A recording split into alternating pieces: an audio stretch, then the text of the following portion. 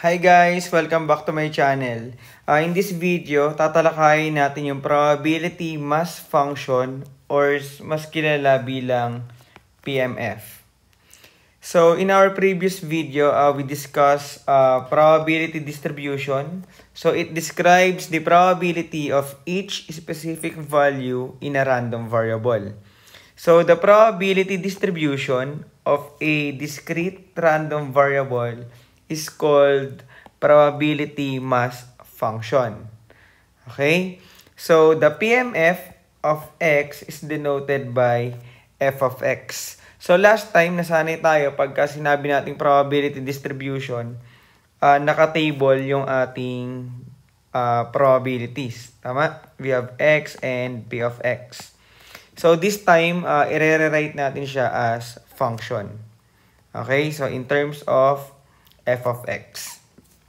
So, we have two properties of PMF. So, the first property is, for every element of x in the support S, all the probabilities must be positive. So, ibig sabihin, yung in formula, yung ating f of x is greater than or equal to 0. Okay? So, tandaan niya na, yung ating probability should be greater than or equal to 0. Okay? Then, yung pangalawang property niya naman is the sum of all probabilities for all possible x values in the support S must be equal to 1. So, in symbol, the summation of f of x is equal to positive 1. Okay, so may dalawa lang tayong property. Una, f of x should be greater than or equal to 0. And yung pangalawa is yung summation ng ating PMF of x is equal to 1. Tandaan yan. Okay? So let's have example number 1. So suppose a random variable x can only take 4 values. 0, 1, 2, and 3. So, if each has equal probability, what is its PMF and its support? So, unang gagawin guys, para magawa natin si PMF is kukunin muna natin yung probabilities ng variable natin or yung values natin. Okay? So, una, if x is equal to 0, so, ano kaya yung probability na yung value natin is 0? So, sabi naman dyan is we have 4 values and at the same time, they have equal probabilities. Okay? So, therefore, kung meron tayong 0, since isa lang yung 0 natin dito sa mga values natin, so we have 1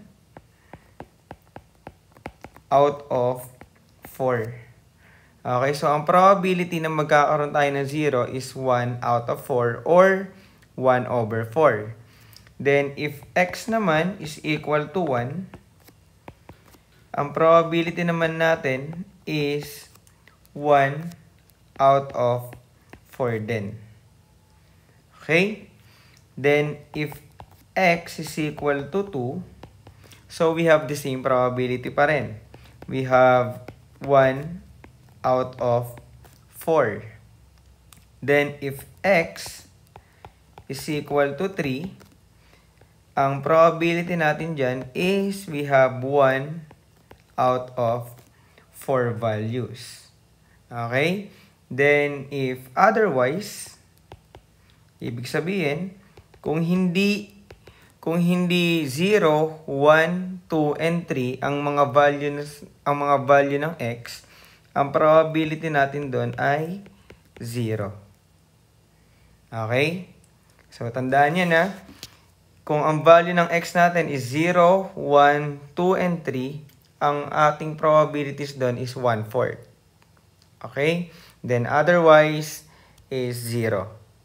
Okay? So, kung isi-simplify natin yung ating PMF, so, ang ating f of x is magiging equals kay, so ang probability natin is 1/4 if x is equal to 0, 1, 2, or 3. Okay? So, again, ang probability natin is 1/4 if x is equal to 0, 1, 2, or 3. Then, 0 naman ang ating probability if otherwise. Okay, so nakuha ba guys kung paano natin nagawa yung ating PMF? Then, tinatanong din, ano raw yung ating mga support? So, ang S natin dito, which means support, is yung mga values natin ng ating random variable. Which is yung 0, 1, 2, and 3. Okay, so ito yung ating magiging final answer. So next, let's have example number 2.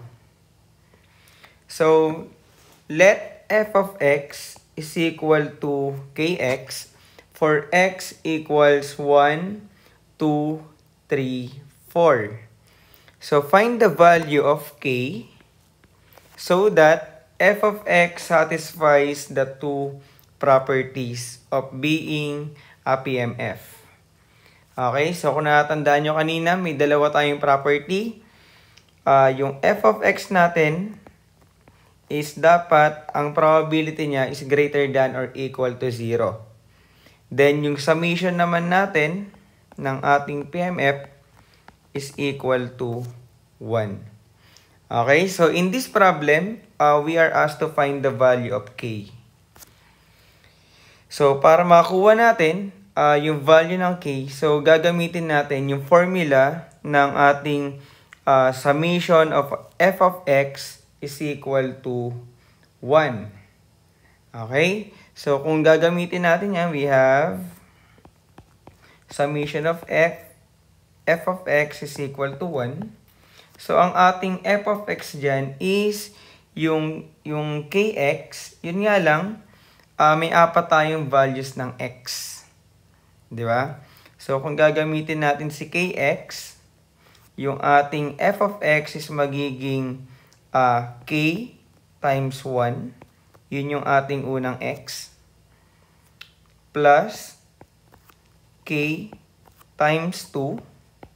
Yung pangalawang value ng x natin. Plus k times 3. Plus k times 4. So, ito yung summation ng ating f of x. Okay? Then, ito raw ay equal to positive 1. So, simplify natin yung ating equation. So, k times 1, this is k. Plus k times 2, we have 2k. Then, k times 3, this is 3k. Then, k times 4, we have 4k equals 1. Then, combine natin yung ating mga k. So, k plus 2k, we have 3k. Plus 3k, 6k, then plus 4, this is 10k, equals 1. Okay? So, divide both side by 10. Masasolve na natin ngayon yung ating k, which is k is equal to positive 1 over 10. Okay? So, ngayon, after natin makuha yung value ni k, is i-check natin kung nasatisfy niya ba yung dalawang properties ng ating PMF. So, una, gawin muna natin yung ating PMF.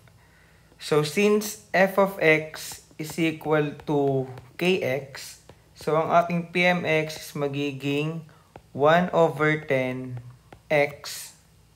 Okay, so sinubstitute lang natin yung value ni k na 1 over 10 dito sa ating formula. Then, if x is equal to 1, 2, 3, or 4, then 0 ang ating f of x if otherwise. Okay? So, ngayon, i-check natin kung yung kada f of x ba natin is greater than or equal to 0. So, unahin natin kay x equals 1. So, if x is equal to 1, ang ating magiging f of x niyan is equal to 1 over 10 times 1. Okay? Which is 1 over 10. So, since greater than 0, yung ating 1 over 10 or yung ating f of x, so, okay yung ating x equals 1. So, next is if x is equal to 2, ang magiging f of x natin ngayon is magiging 1 over 10 times x, which is 2. So, this is 2 over 10 or 1 over 5. Okay, which is, again, greater than 0. So, okay pa rin tayo. Satisfied pa rin tayo doon sa ating first property. Then, if x is equal to 3, ang ating f of x naman is magiging 1 over 10 times 3, which is 3 over 10. Okay? Then, if x is equal to 4, then our f of x is equal to 1 over 10 times 4, which is 4 over 10, or kung isi-simplify niyo yan, magiging 2 over 5, which is also greater than 0. Okay? So, therefore, ang ating f of x is nasatisfy yung ating first property ng PMF kung saan greater than or equal to 0 yung ating probability mass function. Okay? So, next is check naman natin kung yung summation ba ng ating f of x is equal to 1. Ito yung second property ng ating PMF. Okay? So, ano-ano ba yung ating f of x? So, may 4 tayong nakuha kanina, which is 1 over 10. Ito yung f of x ni 1 plus 2 over 10 plus 3 over 10 plus 4 over 10. So, dapat ito ay equal kay 1. Okay? So, since pare-parehas naman sila ng denominator, so i-add lang natin yung kanyang numerator. So, 1 plus 2 plus 3 plus 4, this is 10 over 10 equals 1, or 1 equals 1. So, since nasatisfy naman ng ating PMF yung ating second property, so, therefore, ang value ni k doon sa ating PMF is equal to 1 over 10. Okay, so nakuha ba guys? This is the end of our video. I hope may natutunan kayo. So if you have questions or clarifications, kindly put them in the comment section below. So thank you guys for watching. This is Prof D. I'll catch you on the flip side. Bye!